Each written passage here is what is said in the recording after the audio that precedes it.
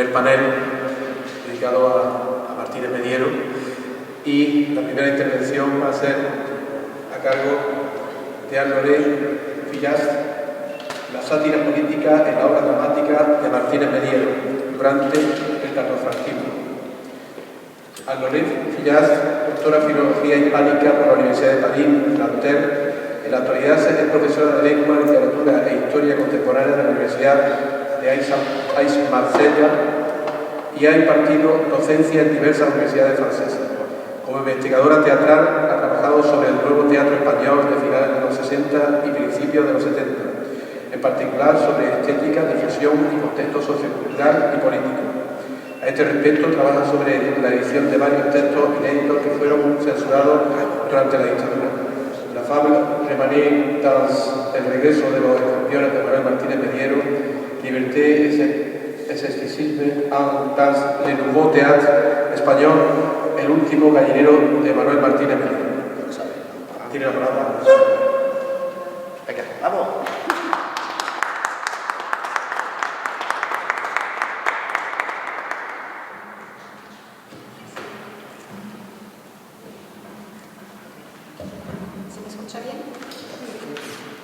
Pues quiero agradecer primero a los organizadores y en particular a la Asociación Karma Teatro por esta invitación y por la oportunidad, y gracias a Pepe y a Mari por la acogida.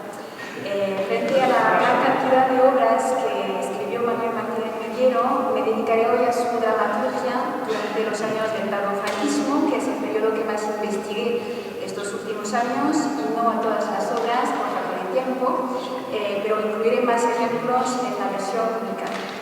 Por mi edad, obviamente, no he conocido estos años que estudio.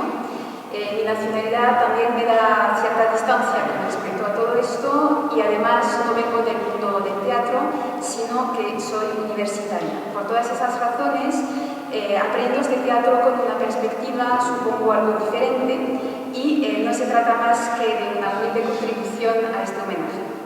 En la época de mi tesis doctoral no tuve la suerte de conocer a Manolo, por eso este seminario para mí es un momento muy particular y conmovedor, así que muchas gracias. Se solía adscribir a Mediero a la corriente del nuevo teatro español.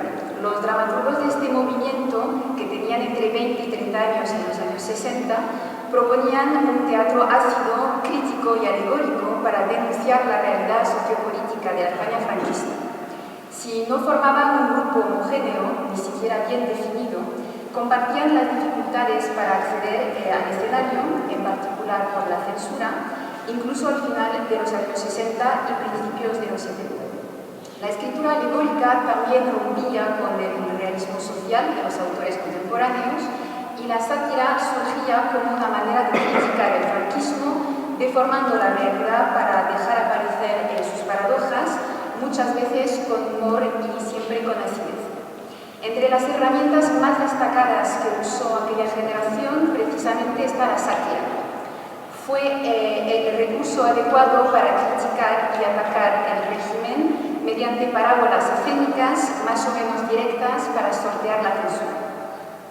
Las primeras obras de Martínez Mediero presentaban muchas veces microcosmos que funcionaban como caricaturas de la sociedad y de la política españolas de aquel momento. La fábula de animales es un género particularmente adecuado para que la sátira pueda expresar las críticas más ácidas con personajes zoomorfos que caricaturicen a los hombres. En el último gallinero, la primera fábula de Martínez Mediero, estrenada en 1969 en el Festival de Sitges, el lugar escénico es un viejo gallinero, cito, un viejo, umbrillo, destartalado, cochambroso gallinero en una especie de castillo arrumbado. El lugar alegórico refleja de manera grotesca a la España tardofranquista, pues se trata de un lugar cerrado, una especie de cárcel para los animales habitantes, a la que nadie entra y de la que nadie sale, una crítica pues directa al régimen dictatorial. La suciedad y el arcaísmo del gallinero contrastan con la existencia de otros gallineros más modernos, es decir, sistemas agrícolas industriales más productivos con los que los humanos de la obra prevén reemplazar al viejo gallinero.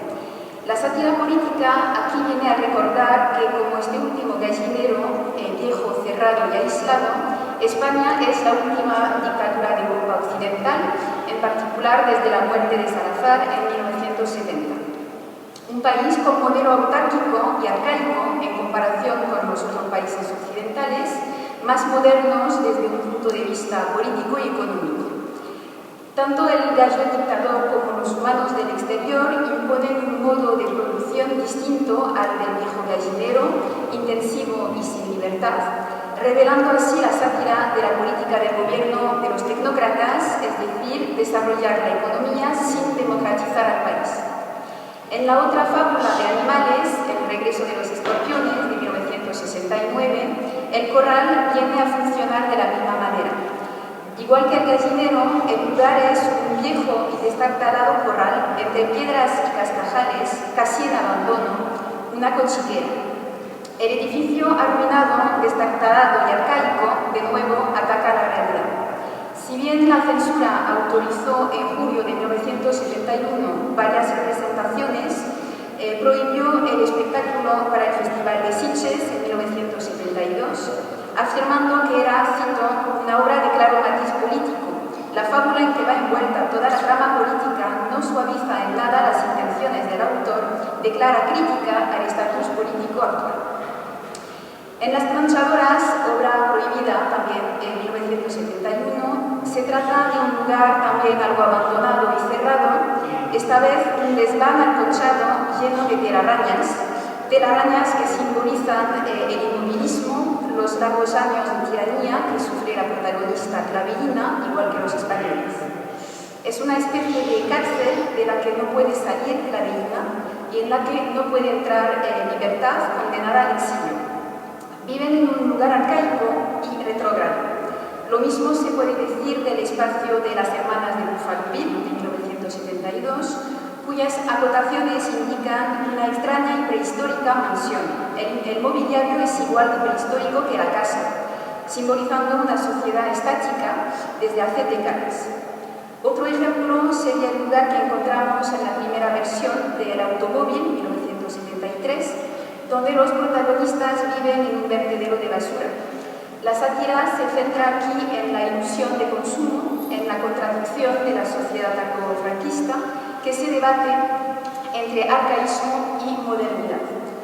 Los protagonistas viven en la pobreza y en la sociedad del vertedero, en una sociedad también estática desde hace tiempo, y sin embargo poseen gran cantidad de productos de consumo o de tecnología de la época, resultado de la política desarrollista y de la irrupción masiva de la sociedad de consumo. Esta sociedad de consumo también aparecía en el espectáculo Siglo XX de 1969, donde el microcosmos de la España de los años 60-70 se divisa esta vez en la empresa Higgins, un mundo extraño y mágico en que todo puede moverse por sí mismo, neveras eléctricas, cacerolas eléctricas, máquinas IBM, etc. La cantidad de objetos, de electrodomésticos y de tecnología contrastan con el modelo autoritario y atrasado de la empresa, con clara inspiración en el boom económico de la España de los 60. En las primeras obras de Martínez Mediero aparecen figuras del poder que remiten a la persona de Franco, obviamente. Son figuras diversas, padre, jefe de empresa, hermano, animal dominante o presidente, que ejercen su autoridad sobre otros. El antagonismo se manifiesta mediante la oposición entre el verdugo, la figura de autoridad, y las víctimas. Encontramos, por ejemplo, la encarnación del caudillo en un autoritario jefe de empresa en espectáculo siglo XX, con el protagonista inglés Frank Higgins, descrito en las primeras líneas de las acotaciones escénicas como un hombre arrollador con andares dominantes. El egocéntrico y megalómano, el jefe Higgins, dirige la empresa con mano de hierro, una empresa en la que los poetas, los socialistas, los intelectuales y la extrema izquierda vienen vigilados, estableciendo ya desde los primeros minutos de la presentación una analogía clara con el pan. La burla sardónica propone el retrato de un jefe con un ego superinflado y un fuerte deseo de autoprestigio. En Las planchadoras, que recibió Antonio, que recibió el premio Alcoy en 1971, Dionisíaca es el personaje, esta vez femenino, que remite a Franco. Impide a su hermana que salga de casa y 40 años antes había mandado al exilio a la otra hermana, Libertad, por su vida sexual juzgada y moral.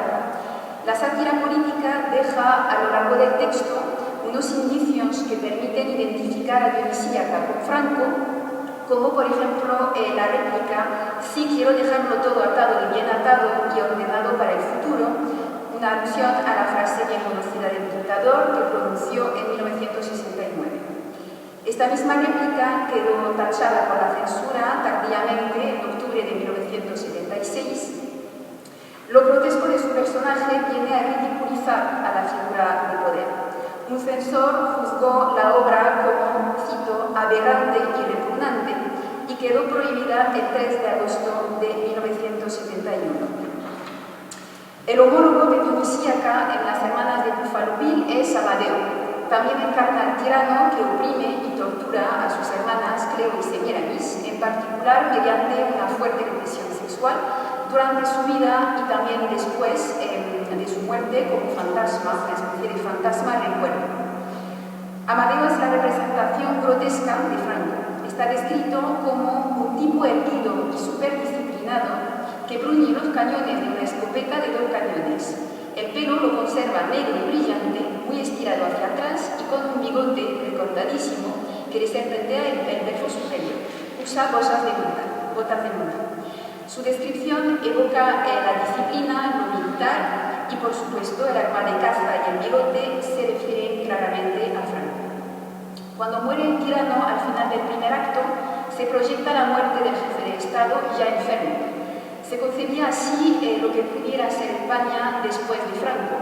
La omnipresencia de Amadeo, el miedo todavía fuerte de las hermanas, el peso de la moral que sigue, mostraban que la sociedad no podía cambiar con la sola desaparición del tirano y que todo se mantendría igual después de Franco, según la obra de 1972, como sugiere Cleo, que dice: «Está visto que no nos libramos de este ni después de muerto». Y en efecto, como lo declaró Mediero, se trataba de adelantarse a su muerte.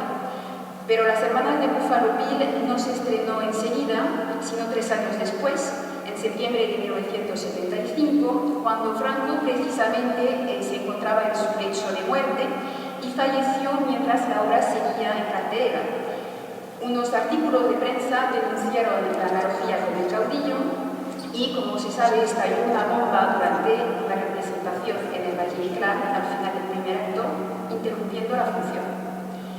En Perico Rey, que fecha de 1969, la sátira política caricaturiza la situación española de finales de los años 60, con la presencia de un rey relegado al estado de títere del presidente y sus ministros. Para solucionarles de una vez el porvenir, como dice el texto, eligen al rey Perico en un índice entre una lista de objetos de todo tipo, como lavadoras, portafolios o radiadores. La condición de rey, así como su utilidad, se ven burlados y menospreciados. La plaza de rey solo tiene como utilidad satisfacer a un pueblo manso, pero no tiene ningún poder efectivo, recordando, como es obvio, el papel de Juan Carlos de Borbón en aquel momento y su designación por Franco el mismo año. El verdadero jefe, en realidad, es el presidente, que afirma la falta de poder de Perico. La intención sardónica se revela mediante la exageración de lo que el autor considera ser las características de esta designación real de una farsa política. Con humor, la parodia se burla y ridiculiza al rey, que aparece comparado con Sancho Panza y descrito como un hombrecillo feble que incluso lleva una media de cada color y la corona al revés. La sátira propone una imagen degradada del rey, mero títere del autor. En las 2 fábulas de animales encontramos a 2 animales dominantes que remiten a Franco. En el último gallinero se trata del gallo Hermógenes y en el regreso de los escorpiones el cerdo, una imagen degradante, se llama Don Marrano, 2 personajes que desempeñan el papel de jefe. Hermógenes gobierna de manera autoritaria, gozando de sus privilegios como derecho de dormir en lo alto del gallinero, La sátira política retrata a un personaje obsesionado por el orden y la disciplina, ridiculizado por su constante voluntad de afirmar y demostrar su virilidad y su potencia. También busca legitimar su poder y asentar su autoridad. Y con Don Marrano, pues la sátira ridiculiza también al jefe del Estado, comparado con un cerdo que vive en una cuchiquera y que además resulta capado, simbólicamente privado de su virilidad. La sátira política alcanza igualmente a los apoyos del dictador para proponer un retrato amplio del régimen y de la sociedad española.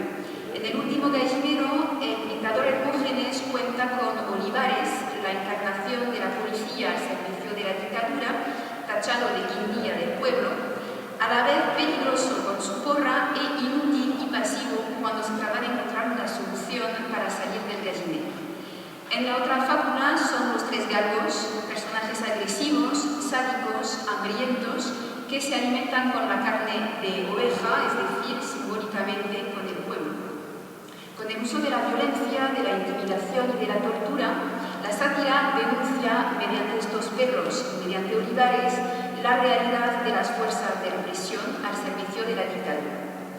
La aristocracia es otro apoyo, encarnada por Don Faisán y Don Pablo, monárquicos, antifeministas, ricos pero tacaños e inmovilistas. Don Faisán es incluso la encarnación particularizada de Juan Carlos de Borbón, ya que aparece como un rey destituido que ha perdido su trono, pero que colabora con la dictadura.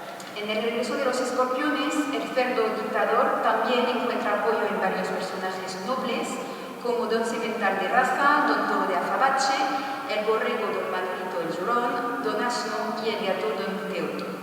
Estos personajes pues simbolizan el clientelismo y el abuso de poder del círculo próximo al dirigente y, como en los otros casos, la sátira propone un retrato poco halagador, a semejanza del gato que se va de prostitutas.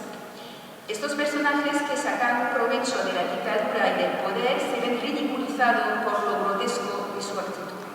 Se trata pues de plasmar la realidad mediante una visión distorsionada y ridículamente exagerada.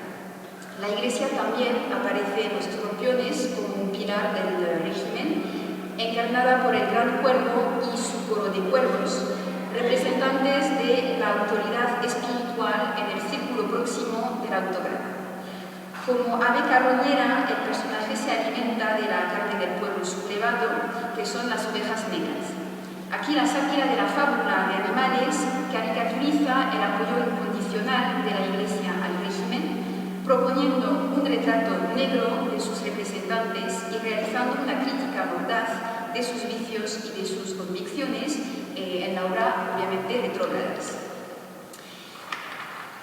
Pero la sátira en las obras de Martínez Mediero no solo pone de manifiesto los vicios del régimen franquista, sino que también ataca a la oposición, encarnada por personajes poco útiles en la lucha o cómplices por ser pasivos.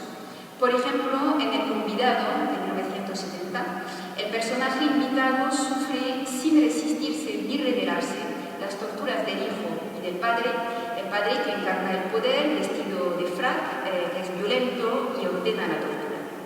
El convidado podría encarnar la figura de oposición, en cierto modo, ya que el padre lo designa como libre, invertido, protestante, aficionado al arte y acostumbrado a las torturas. Es decir, él podría simbolizar la disidencia en sus diferentes aspectos sin protestar, hasta con expresión de agradecimiento a pesar del sufrimiento. Si bien podemos ver aquí una figura de resistencia que de cierto modo y simbólicamente vence al padre, haciendo que cuestione y dude de su autoridad, por otro lado también viene a encarnar de manera crítica la resistencia pasiva que no protesta ni es capaz de invertir las relaciones de poder. La caricatura lo lleva al extremo, retratando a un convidado que acepta agradecido las torturas, al igual que Cleo y Semiramis en Las hermanas de Buffalo Bill, que sufren con pasividad la represión de su hermano sin rebelarse. Más que pasiva, Semiramis incluso se muestra agradecida y satisfecha antes de la muerte de Amadeo. También encontramos en las dos fábulas la figura del intelectual pasivo. En En la primera se trata de don Baltasar, escritor reprimido, censurado y encarcelado por motivos políticos. Le piden al intelectual que deje de escribir sobre el gallo unidimensional, o sea, filosofía marxista, y que se ponga a escribir sanamente sobre la vida sexual. Aquí es una alusión al fenómeno entonces reciente del destape, apertura ilusoria del régimen que desplazaba los debates y evitaba los contenidos políticos. En la primera versión del texto, don Baltasar cierra la obra después de la matanza, afirmando que tiene escrito un libro sobre la vida sexual. La figura intelectual acepta pues colaborar y se mantiene pasiva en la lucha de la oposición. Y del mismo modo, el búho de los escorpiones desempeña un papel similar. Es designado como intelectual, un pensador, un Sócrates, quizá un Platón de los campos, y es pasiva en la lucha, obedece al jefe, a las fuerzas de represión caninas, y no se atreve a sublevarse cuando se lo pide el conejo revolucionario. Mediante don Baltasar y el búho, los intelectuales que no se involucran en la lucha se convierten en el blanco de la sátira y se pone el foco sobre sus debilidades. En las dos fábulas de animales, con eso, la sátira ataca todos los modelos políticos, no solo la dictadura. Incluso la revolución y la democracia, llevadas a cabo por el gallo castelar y por el conejo, son un fracaso y terminan en un baño de sangre. El escepticismo político de Mediero, común a todos los autores del nuevo teatro español en aquellos años de incertidumbre política, se hace patente al final de las dos obras. Ninguna acción, ningún sistema político aparecían viables, ni siquiera la revolución y la democracia. Y a modo de conclusión, pues insistiré en que la sátira política, en sus diversas formas, degradación, animalización, crea una visión sardónica de la realidad narcofranquista. Interroga la realidad oficial, la distorsiona para sugerirle al espectador otro orden sociopolítico que no sea el de la dictadura. El objetivo no es propiamente moralizador, como es el caso de la sátira clásica, sino que busca más bien despertar en el espectador, una toma de conciencia. En las obras se denuncian los vicios, los abusos y las deficiencias del régimen franquista y de la oposición con humor y sarcasmo. Y de manera general, la sátira política de Mediero mezcla lo caricaturesco y lo paródico